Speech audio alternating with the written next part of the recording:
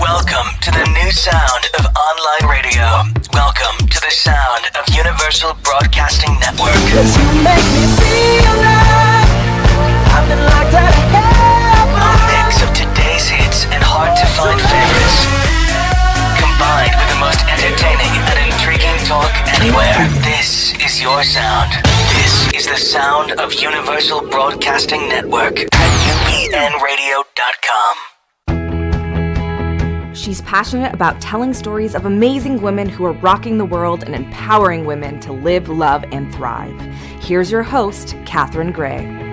Hi, welcome today to Live, Love, Thrive Women's Empowerment Hour, brought to you by, of course, 360karma.com. We hope that you're joining our conversation on Facebook and also following us on Instagram and Twitter at My360Karma. As always, we have on amazing people, and we usually celebrate women who are doing amazing work in the world, but we also love to celebrate the men who are supporting us. So today we have on two special guests from the Lapeer Kimpton Hotel in West Hollywood. We have General Manager Nick Rimedio and also the Director of Catering, Erin Hooper. Please give them a warm welcome. Hi, guys. Hi, Catherine. How are you? I'm good. How are you? Terrific. So we met when your hotel just opened. I know we have actually a shot of That's right. The ribbon cutting. And you guys just opened when? Not that long ago. January 16th of this year. Right. And this is considered like almost a five-star hotel that is... we just love it. My wife and I I have to brag that we were the first wedding at the Lapeer. I actually had some pictures that we're putting up that we were on the rooftop there. And you have such an amazing space, such a beautiful view, such a great decor, such a wonderful staff, and we were just thrilled and honored actually to be the first wedding there. And it's a really cool hotel. I bet you guys love working there. Oh, we absolutely do. Yeah. And it really was special to have you and Deb with us. It just to inaugurate our hotel for our first wedding. Yeah. It was filled with a lot of great energy, huh? A lot of love. Love and great energy, yeah. It's not often you get your family and friends together, in my case from both coasts, all in one room together. And so that was really special. So it was such a beautiful day. Yeah, it was perfect. I'm so glad we did it there. And so nice that it brought us together and that I've gotten to meet you two. And I want to share your stories today, how you got into this business and why you love it and why Kimpton is such an amazing group. We've fallen in love with the Kimpton hotels. We've now been in Portland and New York and Seattle, and we just love that chain because they're so, one of the reasons is, I love this, that they're one of the only hotels that allows any animals. So I heard if it fits in the door, you guys allow it. And I've been wanting to ask that question, like, really? Like, it's very true. Like, if you could fit like an elephant in the door, would you allow it?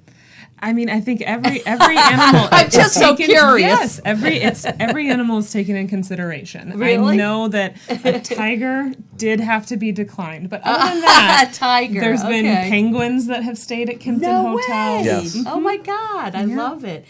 And my makeup artist Michelle Brown was just telling me that when she stayed at a Kimpton and she let them know ahead of time that she was bringing her dog Frankie, that when they got out of the car, the staff literally said, "Welcome, Frankie." And I was like, are you kidding me? That is so cool. Kimpton was really one of the first pet-friendly hotels that came out with that policy, and it really is near and dear to our hearts. I have, with me every day in my office is my dog Chandler. Oh my gosh, who that's is so cool. our unofficial director of guest relations. I love it. I love it. And that's how I was a fan of Kimpton. My husband and I were before I worked there because of the pet policy. We have a little Frenchie, and we're able to stay anywhere with Kimpton. So we were fans before I was an employee. Yeah, well, I love that. I know we love to take our dog Angie, and so. But for all of those viewers out there listening, I think people are always, trying to find a hotel that allows it. So it's just nice to know that the Kimptons, wherever they are, which is all over the country and the world, that they can take their pets. So FYI, folks. They're not just allowed; they're really welcomed. Right. Yeah. And it's a core, part of our experience in the lobby. Isn't there? There really is. Yeah. Yeah. So I want to know how you both got involved in this boutique hotel chain, because you, Nick, mentioned to me that they are like number 6 of the top 100 companies to work for, but number 1 in the hospitality industry. Absolutely. Yeah. So that must be cool, working for a company with that reputation. Yeah. Kimpton's long been I think I'm leaving today and I want to go work there. We'll always have a spot for you. I'm sure. No, it's true. Kimpton has been in the top, 15 to 20 companies to work for the last 15 years. This past year, we were number 6 for the Fortune Top 100. Wow, so that's not just recent. This is over a long duration. It's a long tradition of being really an employer of choice, not because it looks great on a letterhead, but I can tell you it starts from the top down, from our senior leadership at our home office in San Francisco, and then we try to deliver that at the property. I didn't know that's where you were based out of, San Francisco. No wonder it's such a cool company. Absolutely. And when you put such a focus on employees, that translates into the guest experience. Right. So having a company that does put that focus and care into who's working for them, it makes everything it makes better. it like a family. And I love the emphasis you all put on diversity and women. So I definitely wanted to talk about that today. But first I want to talk about your journeys to getting here, to where you're at. And Nick, you told me the most amazing story about how when you were in college, you dropped a book on the floor, and out rolled a brochure of a school in Paris, and that's how you end up going and studying in Paris, which I love this story. Yeah, you can't make this up. No, it's a true story. I'd never been to Europe. I'd never left the continental United States. And my senior year, it was in, I think, January or February, and I was needing to make that decision. Now, wait a minute. Let me just stop here. You were born in Ohio, right? Yes. Yeah, so you were looking for somewhere to go. Very proud Just of my a bad joke. of my Akron roots for sure, but definitely was looking to explore the world. Yeah. Oh, that's cool. And what did you study there? International affairs and European history. Okay, so you had some international affairs? No. But I'm sure you loved it and had a good time. And so that was. Do you think that living in that European culture is something that you bring with you to work? Like, is it something? You know what? I think it. Living in Paris at that time opened my eyes to not just what I knew growing up, but all of the possibilities. Right. And that's something, I've been very fortunate in my career of over the last 22 years of being able to explore living in different parts of the country. Yeah. And then taking those experiences with me to what we do at Lapeer. Yeah. I think it does make someone richer to have lived in different cultures and met people outside of just one town. There's something that makes your insides expand, and you're, I think, also accepting other people.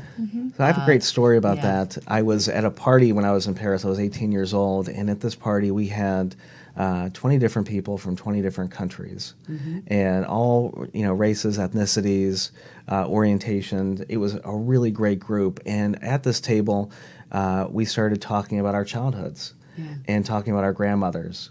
And what we found was every single person around the table had that story of their grandmother trying to feed them, and those expressions of love. Yeah. And in that moment, I realized how much we really have in common above what really defines our differences. Don't we? When you talk about family, friends, and love, I mean, don't we all have that in common? Let's hope so. Absolutely. Yeah, that is the common ground, isn't it?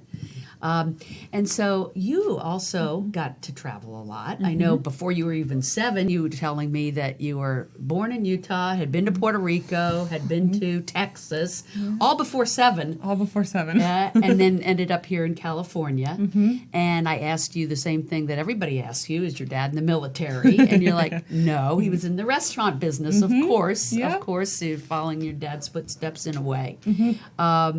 So do you feel the same way? Like, I know even after you started in this business that you've traveled a lot, and we talked about that. You've been to a lot of different cities. And do you feel like it opens your eyes up to being more accepting of people, just living in different cities and cultures? Absolutely, and especially doing different jobs, because I traveled a lot after college before settling back out in California, and you work in different places in the world, in the country, and work with different people. So you kind of expand on how you're going to interact, how different people work, what their backgrounds are and their experiences are, and you get to learn and grow yourself as to how best to work with all of them. Right. So it absolutely opens up your mind and gives you just more, more life experiences to take on. Yeah, especially y'all working for a hotel where people are coming in from all over the country and all over the world to stay there.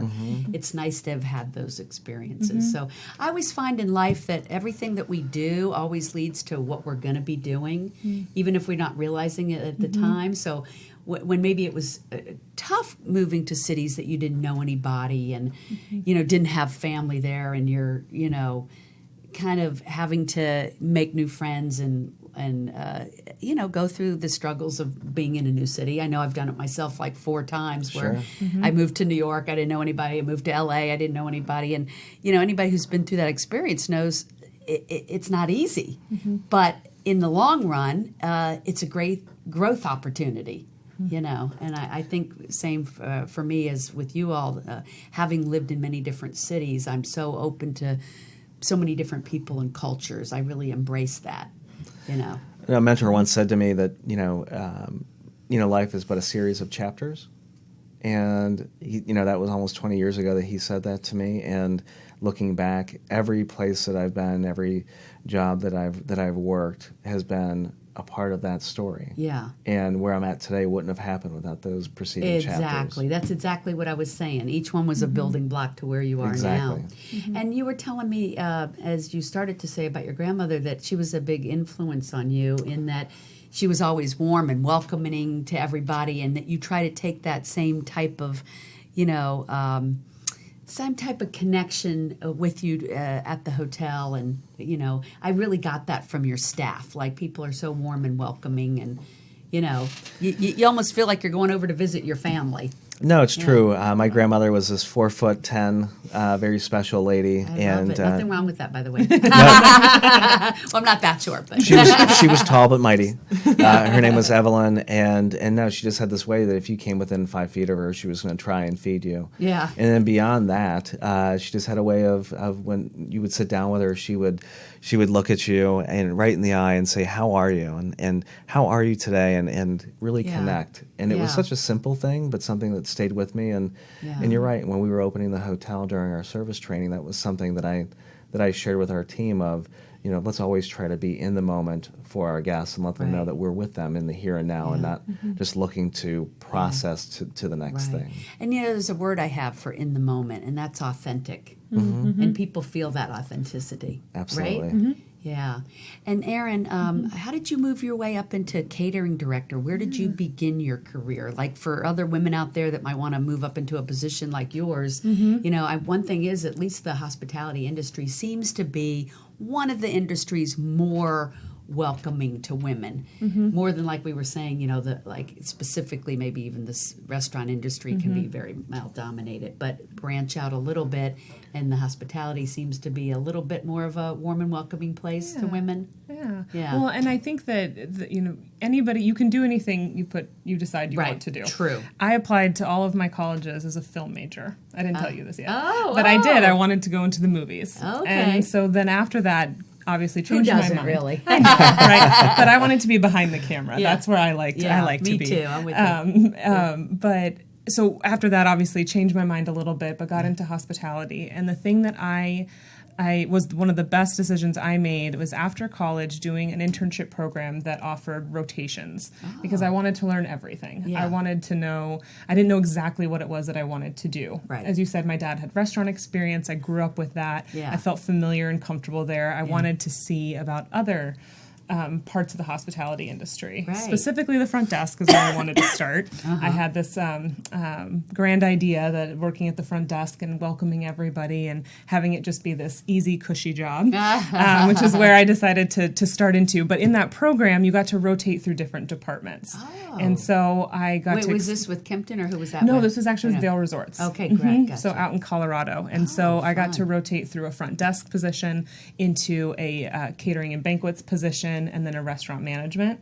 And that's one of the pieces of advice that I like to give anybody is to diversify and get to Try them all learn, on for size. try a lot of things. Because now coming into catering, and once I got into events, I knew this is what I loved. Yeah. But I already had all this arsenal of information and knowledge of how a front desk works and how a restaurant works, and you can bring all of those details together to be even more successful in what you do. I love that suggestion. Yeah. So if you want to do it, get with a hotel and work your way into the different positions, because whatever one you feel fits, it's going to be beneficial to know all the other parts. That makes perfect sense. I think that's in a lot of industries. That's great advice. Yeah. So that's how you fell into it. You said, "Oh, I love this." Well, I did in college. I once I knew I didn't want to pursue film in college. I decided where I wanted to look, and I was looking at business school, and I said, well, if I did anything for business, I'd want to go into restaurants, following Dad, and then discovered that my school actually had a hospitality program, which I actually didn't know specifically existed. Oh, cool! And what school was that? I went to Purdue.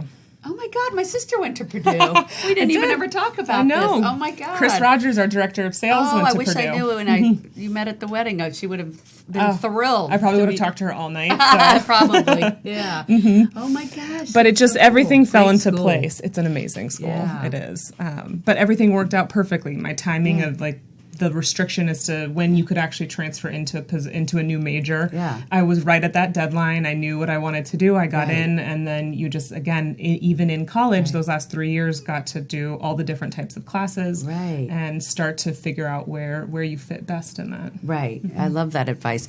And so I know you told me you traveled around a lot, and said sometimes that was difficult, right? Just changing in each city, like we were just talking about.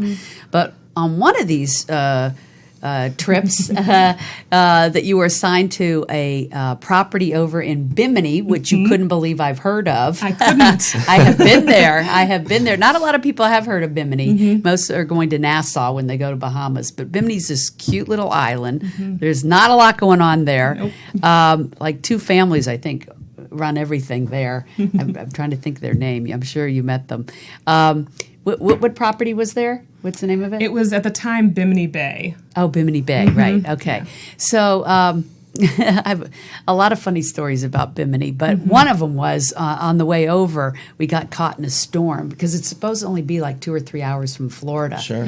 And had never gotten caught in a storm before. And we had 2-engine boat, and one engine died. And so now it's kicking up a storm. So we thought we'd beat the storm, but now we're in the middle of the storm, and the waves are like 14 feet, and they're coming over the boat. And then we lose the lifeboat. It hits the water and inflates. So we're trying to pull it in, but it's pulling us in. So now we have to let go of the lifeboat. So we have one engine, no lifeboat, and 14-foot waves. But needless to say, we made it to Bimini. Wow. I don't know if it's when you were working there. I don't know if it was. I doubt it. It was over 20 years ago. But it is a cool little place. So your story is so much better than mine. It's where you met your husband. Very true. Right. I did. Who was a boat captain. So here's another boat story. I can't wait to tell him that story and see what he says. So he's a boat captain there. And was he permanently stationed there? Or was he over... It was a permanent position at the time. He was running their kind of whole water sports company. Right. So he lived there. He lived on a sailboat there. And, they ran, dolphin tours. They did diving, of course. They did snuba, which is almost like a snorkeling version of diving. Snuba? I've never heard of that. It's you stay connected with your air mask. So you don't have a tank and dive under. You stay kind of on the surface. So it's like snorkeling, but you can stay underwater longer. Oh, okay. I think that would be for me. That. So you met your husband there. Of course, you didn't know it was your husband at the time. No, definitely not. So that's great that in the ventures of working in this business, that's how you met your hubby. Yeah. And then he followed me back to Colorado. He'd been living in the Caribbean for 6 years. And wow.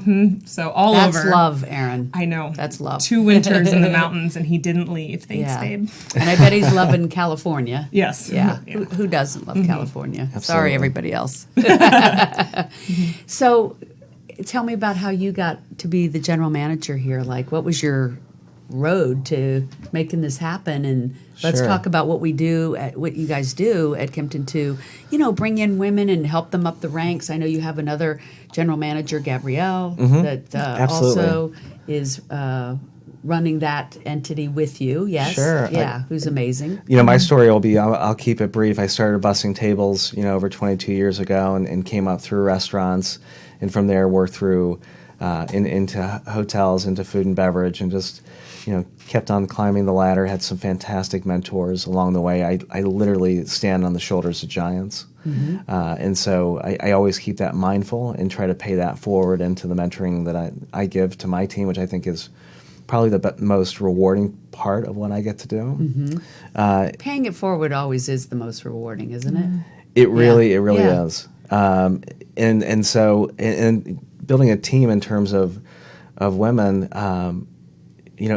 at our hotel we have more female managers than male managers. Oh, I love that. The girls definitely outnumber the guys. Yeah. And it wasn't done intentionally. Yeah. I just wanted to hire the best team. Right. And I always say that about filling female quotas. It's not about filling female quotas. It's about not leaving talent on the sidelines. And exactly. that's what's been happening in many industries, science, technology, maybe not as much in hospitality, but it's nice to know that I know you guys are also very supportive of the women, and you guys have like weekly or monthly women chats of the women that are all involved in your chain. Yes. Yeah. We have And what is Kimpton- that? Tell me about that. Kimpton's women's group, they're organized by each city. So Gabriella, our assistant GM at Lapeer, coordinates that for Los Angeles, and they try to do monthly activities with all of the that's so with all cool. of the female managers throughout our group. And so when they have these calls or meetings of all the women in the company, this is to share ideas or what is it for? I actually How are haven't they been on those supported? calls. Oh, you're not allowed on that call. Erin, fill us in. Girls only. So it's what we've been doing lately. They ask one of our corporate or high-level execs to speak, and they interview on camera. So we all log in, and we all join in and Right. get to listen to a woman in a higher-level position share her background, her experience. That's so It's open to cool. questions if we'd like to ask something. Is that also so that you all can figure out how to work your way up the company? Is it- Absolutely. Yeah. Mhm. Yeah. Yeah, because it gives advice on how they started. Some of Yeah. the same things we've been talking about. But Yeah. how did you get into that position? How did you manage a work-life balance? What did you come up against that you struggled and came out on the other side better? And what can we learn from Oh, that? who has problems with work-life balance? Oh, That never happens. Like everybody. So I'm so glad that you guys are getting behind our She Angels event, which is all about women helping women, which is what it sounds like your this entity, this women's chat that you guys do, is about women helping women. And so we're thrilled that the after party and that people will be staying at your hotel that weekend. We're the events at UCLA, which is not far from Sure. you. And we're just excited that you guys are getting behind that you're pro women's empowerment and pro hiring women and supporting women and have them come up through the ranks. And of course, our event is about helping to fund women and get resources and mentorships for them. It's called the She Angels Pitch Fest and TV web series. And that is on Saturday, February 23rd for those that are listening. And they can find out about it, of course, at sheangels.com or 360karma.com.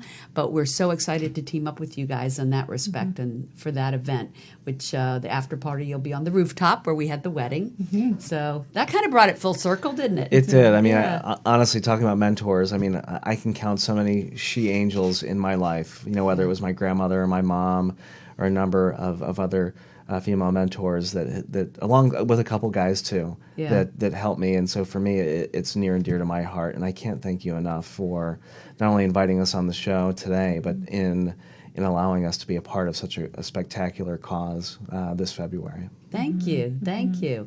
Well, we're in this together. Yes. Yeah. Well, thanks for being on. And everybody listening, we'll talk to you next week, Wednesdays at noon. We appreciate you tuning in. Make it a great week. Hugs and happiness.